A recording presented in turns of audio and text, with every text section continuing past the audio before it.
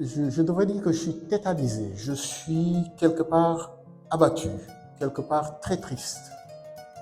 Très triste parce que, vous le savez tous, ce qui s'est passé, pour moi, c'est quelque chose qui ne devrait pas se passer dans un pays et dans une société où on dit nit et garaba. C'est pas possible. C'est incroyable qu'on ait pu vivre ça. Je pense que nous ne pourrions pas commencer cette projection sans nous arrêter, ne serait-ce que pendant 2 ou 3 minutes, sur la mémoire de cet étudiant, sur la souffrance de beaucoup de gens qui ont du mal à partager, qui peut-être n'ont pas l'oreille attentive, n'ont pas l'attention qu'il faut, non pas. Et que, tel que nous sommes en train d'avancer comme société, des questions peuvent se poser à un moment. Et ça concerne plus précisément notre comment vouloir vivre ensemble.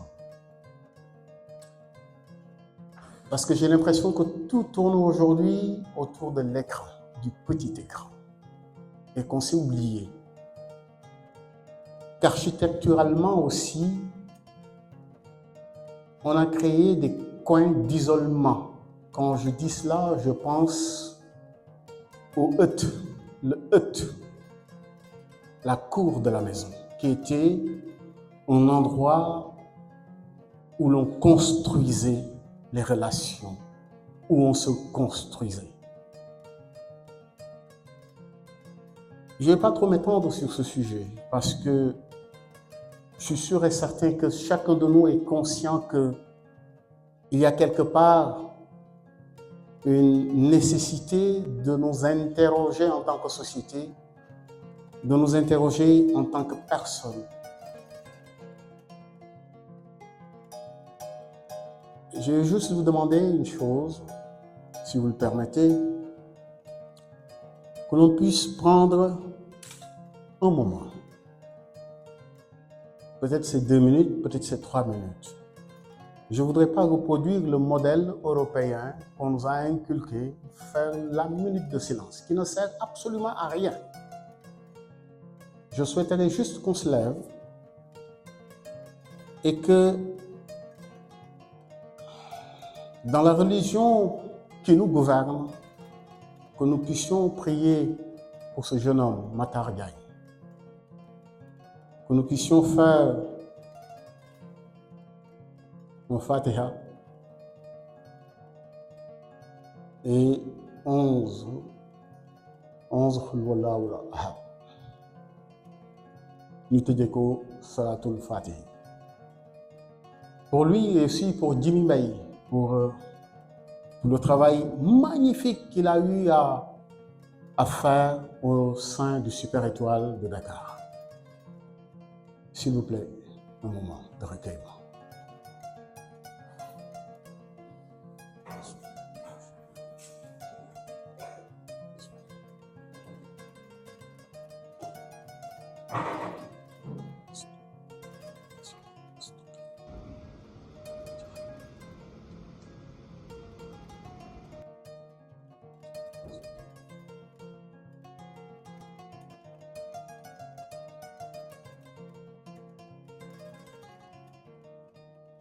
Yal na ko Yàlla àtte ci yërmande.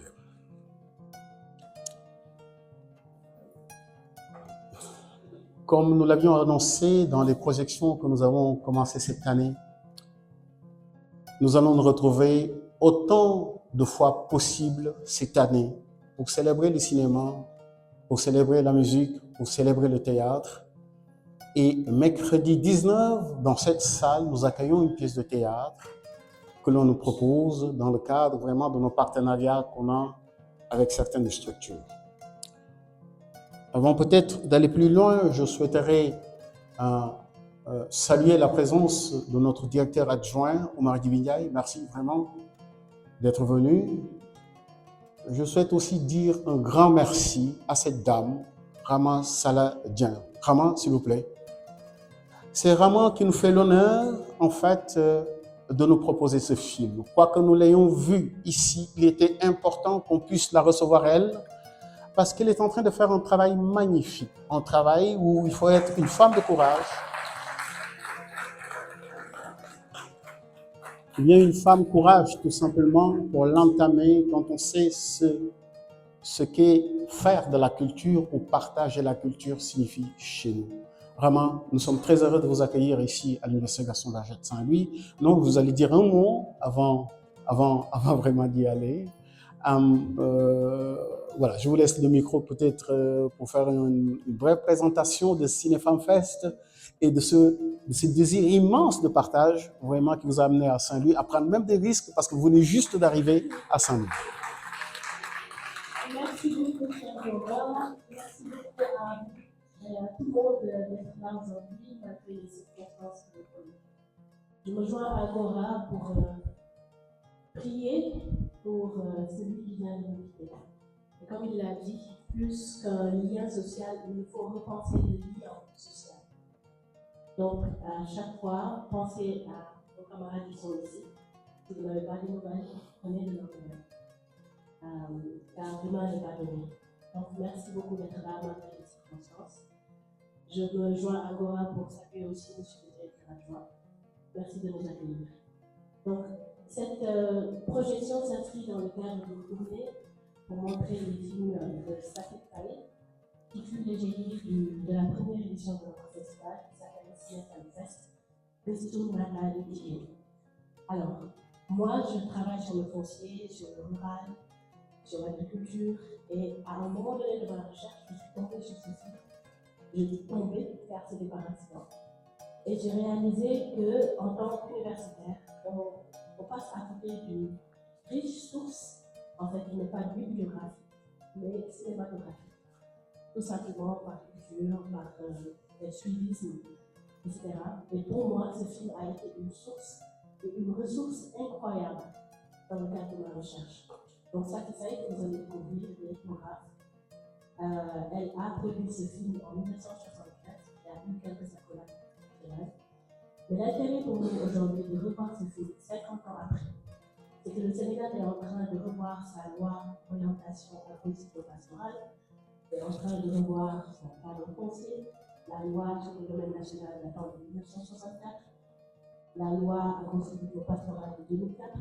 Donc c'est dans ce contexte de réforme qu'il est important de regarder ce film pour nous rappeler que certaines des préoccupations du monde rural sont toujours très actuelles. Et ça fait fait avec sa caméra, a bien fait de l'étude mondiale.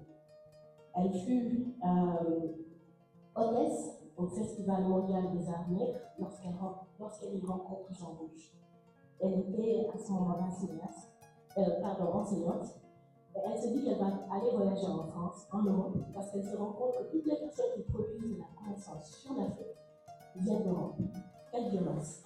Mais elle va aller faire un certificat en ethnographie, puis un doctorat en anthropologie sur la religion sénégalaise. Mais de retour à Fayal, son village natal dans le Salon, elle se rend compte que ce n'est pas la religion. En tout cas, ce n'est pas que la religion, mais aussi et surtout l'économie, la politique, qui a un impact, qui ont un impact sur le vécu des paysans. Et elle décide de faire ce film. Donc, ça fait dit qu'elle, tout ce qui l'intéresse, c'est de documenter ce que vivent les paysans passés du monde rural et qu'elle pense que personne n'est de la vie en réalité. Mais je pense qu'elle a un plan. Donc, je ne vais pas trop spoiler le film, comme on dit. Je vais vous laisser vous faire votre propre idée et j'espère que vous allez rester jusqu'à la fin pour que nous puissions avoir un échange fructueux. Merci encore, Gora, d'avoir permis cet échange, d'avoir offert cette plateforme à ce festival, de venir vous rendre visite dans le cadre d'une certaine convivialité universitaire. Merci infiniment et au plaisir de discuter après. C'est nous.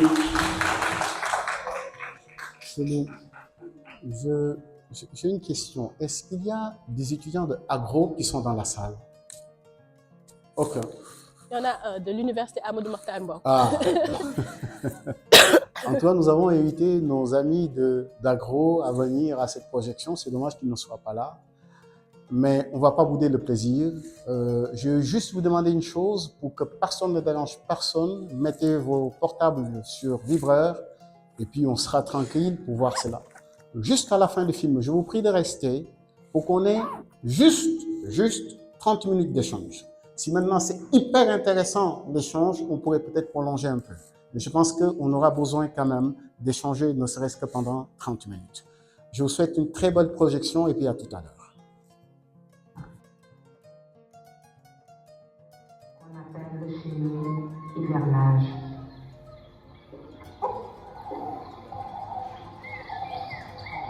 Mes parents m'ont fait des reproches comme celui-ci. Le spectateur va se moquer de nous parce que nous sommes mal habillés, parce que nous sommes toujours en train de travailler.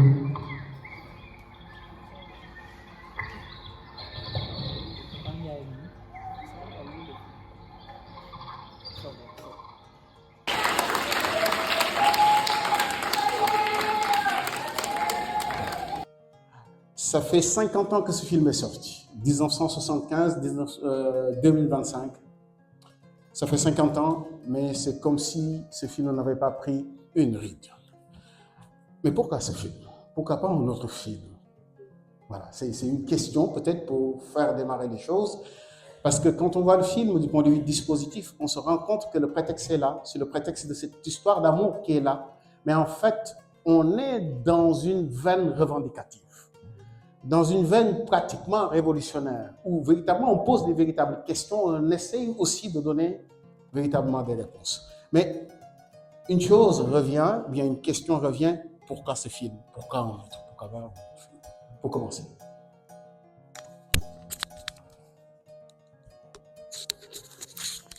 Merci beaucoup, Gora. Alors, cher Omar aurait pu répondre très bien parce que ce matin, je l'ai rejoint dans une salle où il parlait de la loi d'orientation agro-sylvo-pastorale. Alors, cher Omar Ba, qui nous a rejoint en cours de route, est le directeur du think tank IPAR, Initiative Prospective Agricole et Rurale. Donc, je le présente pour ceux qui nous rejoignent en cours de route. Pourquoi ce film?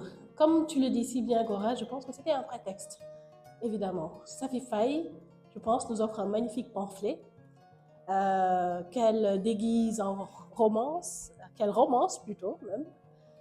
Mais en réalité, il s'agit pour elle de parler de questions peu prosaïques. Elle voulait parler du sort des paysans, du sort des agriculteurs du village de Fadial, d'où elle est originaire, dans le Sine Saloum. Et je pense qu'elle a posé le contexte très bien. En anthropologue, elle prend presque 30 minutes pour camper le décor, pour nous parler du quotidien. Peut-être que je fais une erreur, cinéma vérité, c'est ça, essayer de vraiment montrer les choses telles qu'elles se passent, aussi vraies qu'elles soient, mais pas de manière vraisemblable, mais vraies. Donc là, je pense que c'est la question de l'agriculture qui la préoccupe. Elle met un point d'honneur à documenter comment l'agriculture se faisait et les transformations qu'il y a eu. Et ce film est aussi très politique. Je pense que vous avez vu dès le début des enfants jouer à punir un autre qui n'avait pas payé son impôt. Et là, il s'agit d'une parodie de la police de Senghor, du président Léopold Senghor, CRR comme elle, et qui lui valut que ce film fut interdit à sa sortie. Donc Senghor avait fait interdire ce film parce que aussi bien les paysans sous le BIP, l'arbre traditionnel, BEP ou BIP, l'arbre traditionnel, l'arbre à palabre, parlent de politique, critiquent la politique, parlent de leur politique. Donc il s'agissait en réalité d'une critique de l'État, d'une critique de la politique agricole telle qu'elle se faisait, d'une critique de l'arachide comme culture de rente, monoculture, qui dominait les autres cultures vivrières. Donc je pense que c'est juste pour camper le décor, je vais laisser aux spécialistes. Parce que tout le monde est de Théonie Nathan, on va laisser à Cheikh Omar Ba, qui a écrit sa thèse, qui a écrit plusieurs ouvrages sur le sujet, nous entretenir davantage de cela. Merci beaucoup. Merci Rama, professeur Rama, je dirais. pour d'abord votre générosité, parce que Rama, non seulement s'est engagée à partager ce film avec les plus jeunes qu'elle, mais surtout, en tout cas, témoigner de la complexité des relations au niveau du monde rural depuis très longtemps, qu'est-ce que ça a donné, etc. Mais avant cela, permettez-moi quand même de saluer mon président, Ahmed Bachir Diop, qui est l'ancien directeur général de la Sodefitex, qui est le premier président de l'IPAR. Donc IPAR est un think tank, IPAR Cœur Jacques Faye. Jacques Faye ressemble à bien des égards à cette dame. Ensuite, je suis avec M. Alassane Seck, qui est un collègue, qui est le responsable des politiques agricoles à l'IPAR. Bienvenue Alassane et merci. Alors, professeur, merci pour cette initiative, parce que je pense qu'elle est la bienvenue. D'abord, je voudrais vous présenter mes condoléances par rapport à tout ce qui s'est passé et vous dire toute l'estime que nous avons et vraiment la joie que nous avons d'être avec vous. Sans me regarder autrement en pensant que je suis peut-être un peu dans un certain âge. J'ai enseigné ici en 96, 97, 98. Je ne fais pas mon âge certainement. C'est dire qu'en sociologie à l'époque, donc c'était très jeune chercheur, je venais de faire mon doctorat à l'époque. Donc pour revenir maintenant sur la question qui nous intéresse, parce que IPAR Cœur Jacques Faye est un institut de recherche qui réfléchit sur le devenir de la situation agricole et rurale. Et aujourd'hui, quand on regarde ce film, on dit qu'il y a quelque chose, il y a une continuité. Ça nous renvoie à notre société. Parce que notre société, elle n'est pas qu'urbaine. Certainement, beaucoup d'entre vous viennent du monde rural. C'est important de voir aussi la trajectoire d'où on vient. C'est-à-dire que des choses peuvent être très simples. Tout à l'heure, le président Bachir me disait, mais regarde, ces gens n'ont pas de téléphone. Alors que nous toutes et tous, nous avons des téléphones actuellement. Donc, en 50 ans, il y a eu énormément d'évolution. C'est important aussi de voir que tout ce qui se faisait n'est pas mauvais. Et apprendre de ce qui se faisait. Jusqu'à présent, dire, mais comment ça se fait que depuis lors, on cultive l'arachide? Est-ce qu'aujourd'hui, le paysan se sent beaucoup mieux? C'est une bonne question. Elle a bien fait de faire le lien, Rama, avec justement la LOASP. C'est une loi d'orientation qui permet de reconnaître les paysans comme des acteurs économiques. Ne pas avoir honte d'être paysan. Ne pas avoir honte de dire que je suis fils de paysan ou fils d'éleveur ou fils de pêcheur.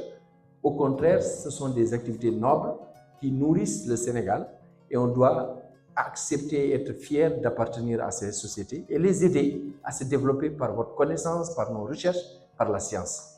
Donc je pense que si on regarde, et pour terminer, pour ne pas être long, c'est une problématique, ça pose la problématique des subventions, des ristournes.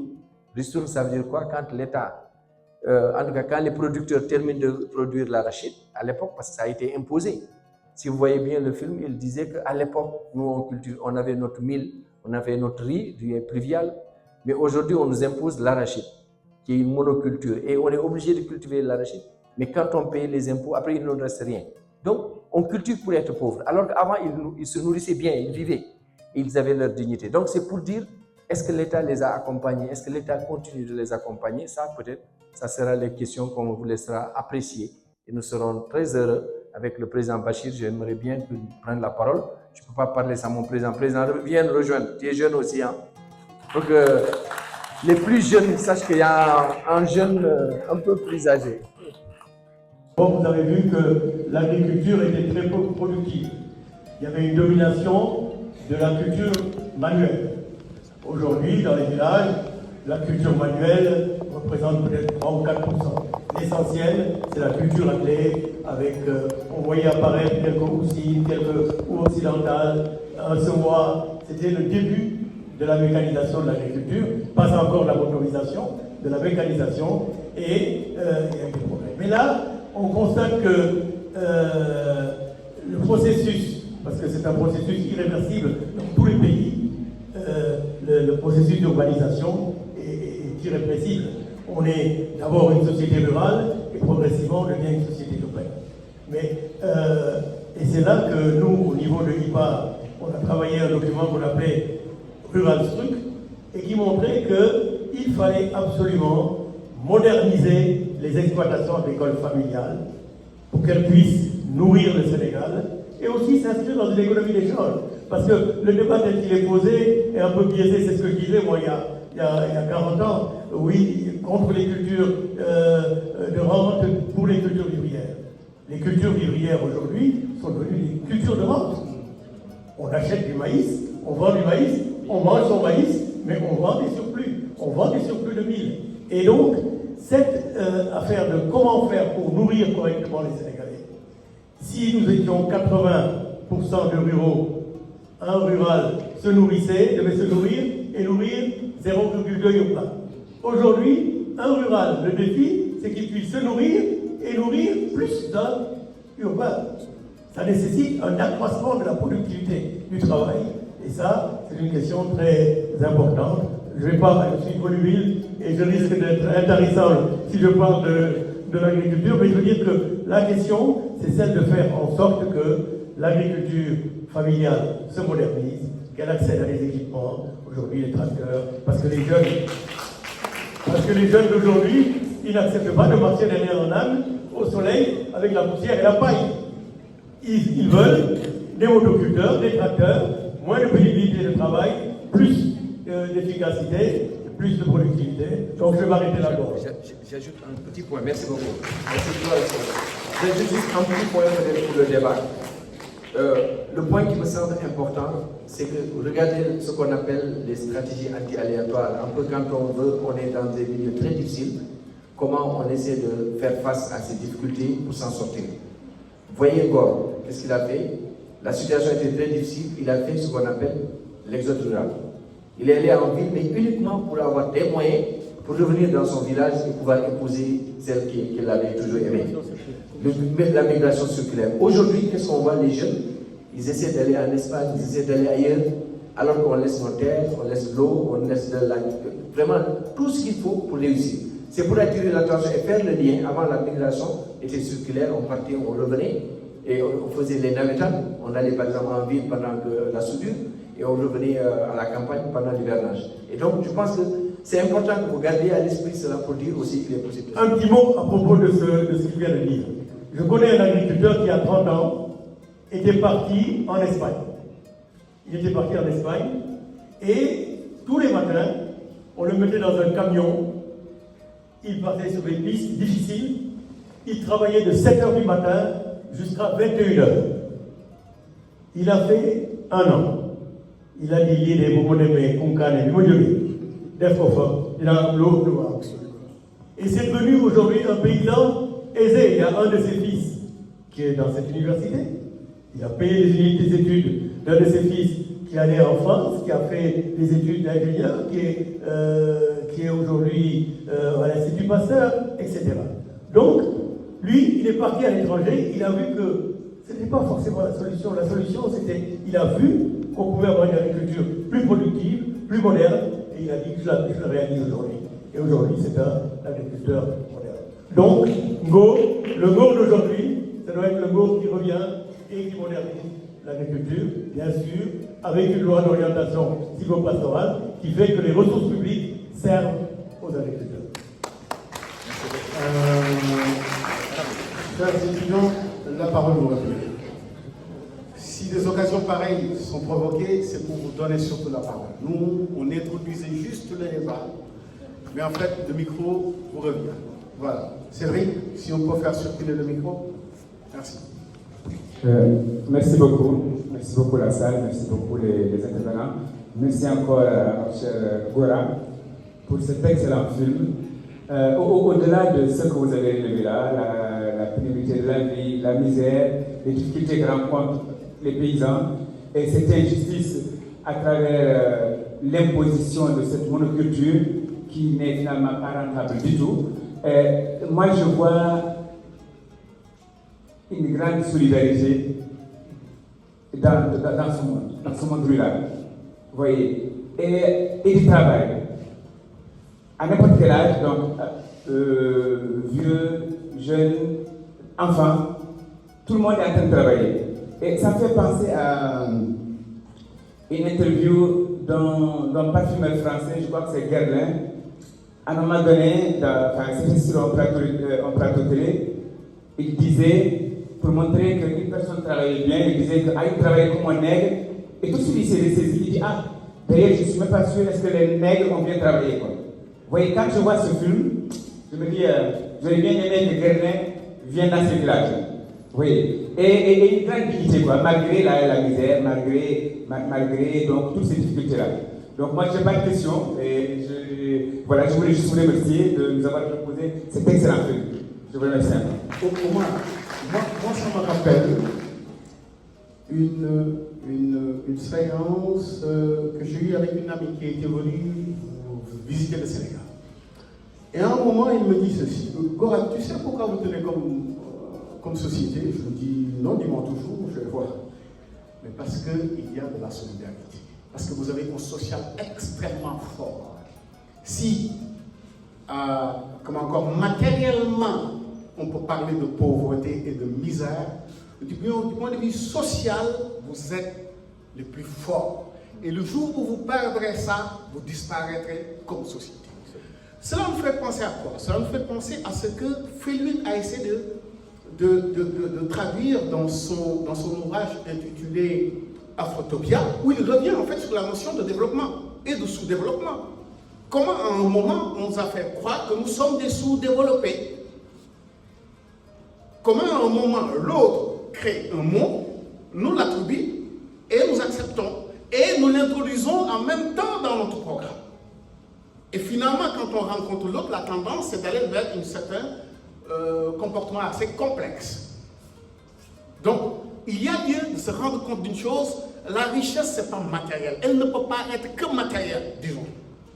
La richesse, c'est d'abord ces relations que nous avons, que nous tissons et que nous essayons d'irriguer autant que possible tout au long de notre vie. C'est ce qui se passe dans ce village-là. Il n'y a pas grand-chose du point de vue matériel, mais du point de vue solidarité, du point de vue social et autres. Mais tout est là pour vivre pendant 100 ans.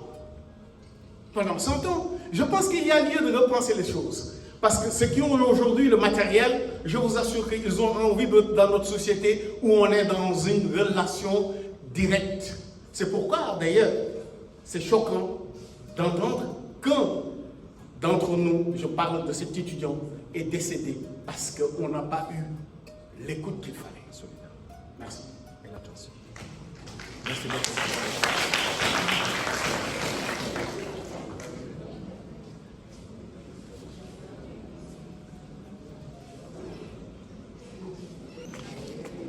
Bonsoir à toutes et à tous. En fait, j'aimerais vous demander sur le rôle du cinéma engagé. En quoi Kadou Baïkat est-il une œuvre de plaidoyer pour les droits et la reconnaissance des populations rurales? C'est ça ma question.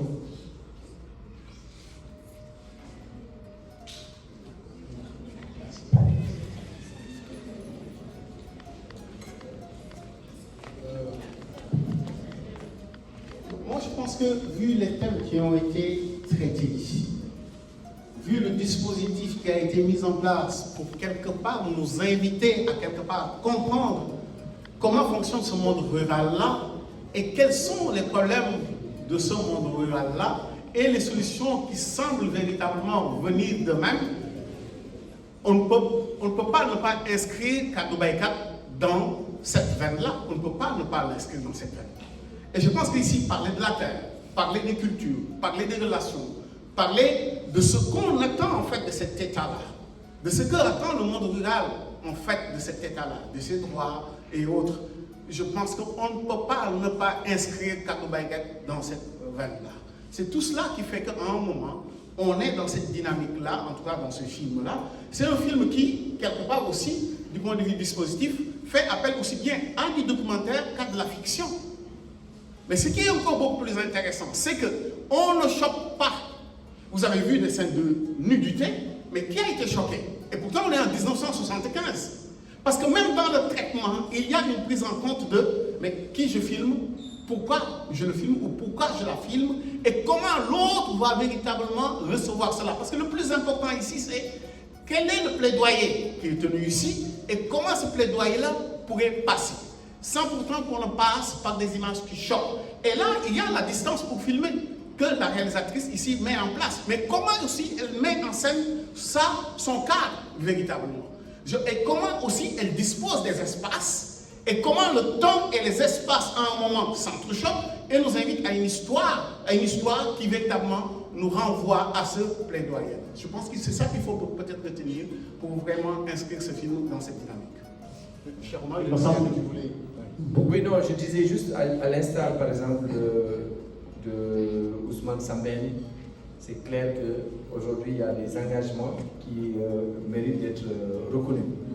Certainement pas peut-être à la même dimension, mais en tout cas, ce film, ce que moi j'ai le plus apprécié par rapport à l'engagement, c'est qu'il permet d'abord de capturer des situations qui risquaient de disparaître. Parce que 75, c'est aussi l'année de la sécheresse de 72, qui était une des plus, 69, 70, 72, qui était l'une des sécheresses les plus grandes. Ne vous inquiétez pas, je n'étais pas présent. Mais ce qui est important, en tout cas, je n'avais pas conscience, ce qui est important là-dessus, c'est qu'aujourd'hui, nous devons pouvoir maintenir, parce qu'aujourd'hui, on a les films, on capte tout. À l'époque, ce n'était pas évident. Le fait d'avoir maintenu et qu'on voit la trajectoire de l'agriculture familiale et les difficultés jusqu'à présent qui persistent. Merci. Bonsoir. Je voulais vous demander le rôle de l'État face à cette situation difficile que les cultivateurs avaient fait face pendant cette époque. Merci.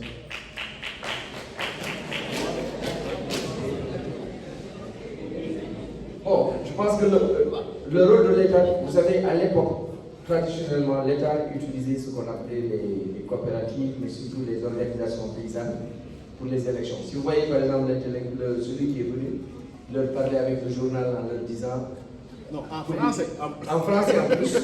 Donc, ça montrait que pratiquement, ce n'était pas un état de développement forcément. C'est vrai qu'il y a eu un certain nombre d'avancées par rapport à ce qui se faisait.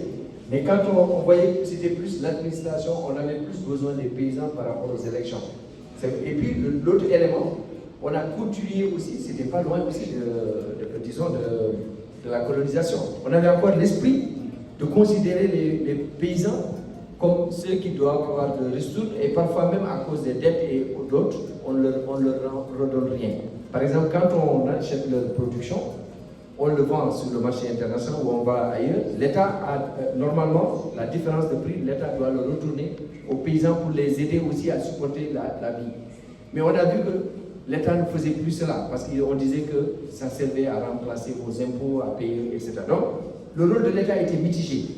Et à l'époque aussi, c'était pas loin, c'est pour ça d'ailleurs qu'on est arrivé aux politiques d'ajustement structurel en 1979. C'est-à-dire que quand on était en 1975 avec la crise alimentaire, avec aussi la crise du pétrole à l'époque, ce qui s'est passé, c'est qu'en 1980 déjà, l'État n'avait plus possibilité de payer même les fonctionnaires. C'est pour vous dire qu'à l'époque, la situation était très difficile. Certains même disent que c'est pour cela que le président Senghor a quitté l'État et a donné le pouvoir au président Abdou Diouf.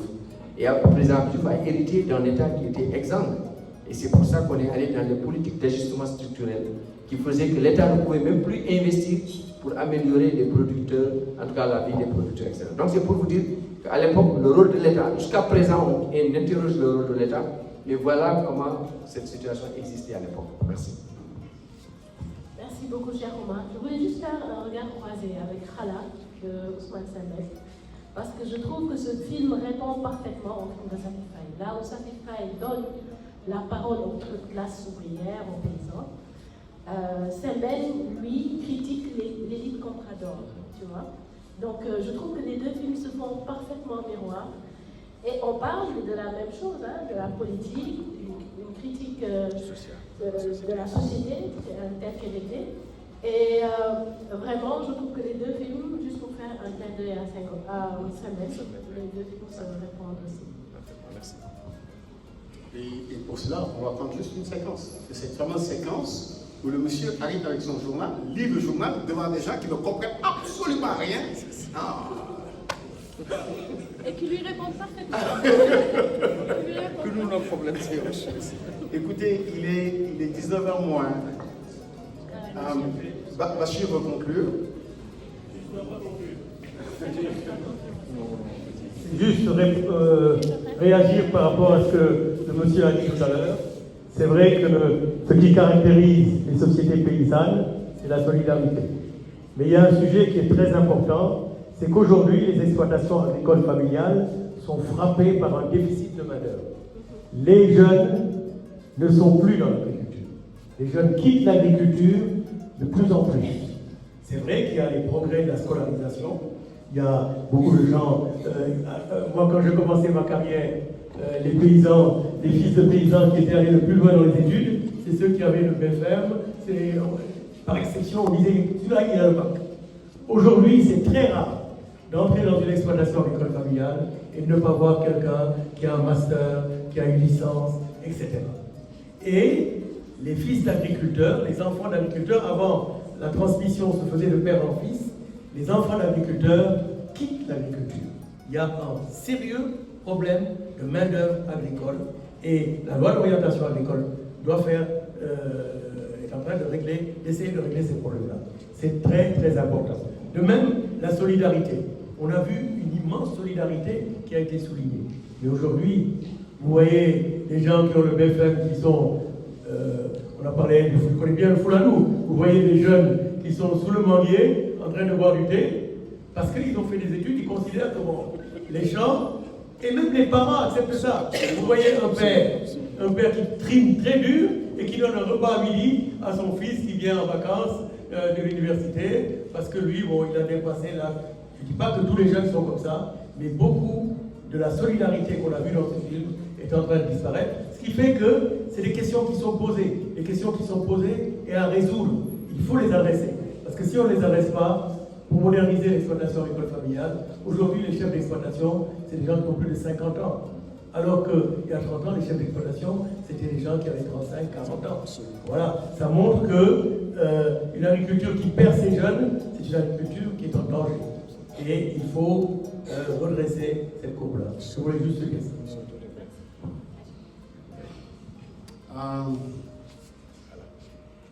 Merci à Sana. Merci d'avoir initié ce projet. Merci, cher Omar, d'avoir bien voulu partager avec les étudiants. Merci à mon ami Bachir, que j'ai rencontré dans une salle de cinéma et depuis on se quitte plus.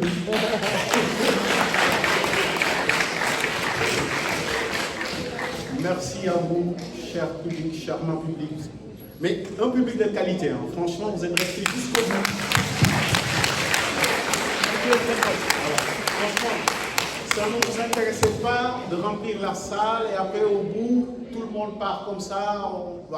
On a eu le public qu'il fallait, on a échangé avec vous, c'est sûr et certain, on peut encore prolonger le débat, mais vous savez qu'on est tenu par les contraintes de l'heure.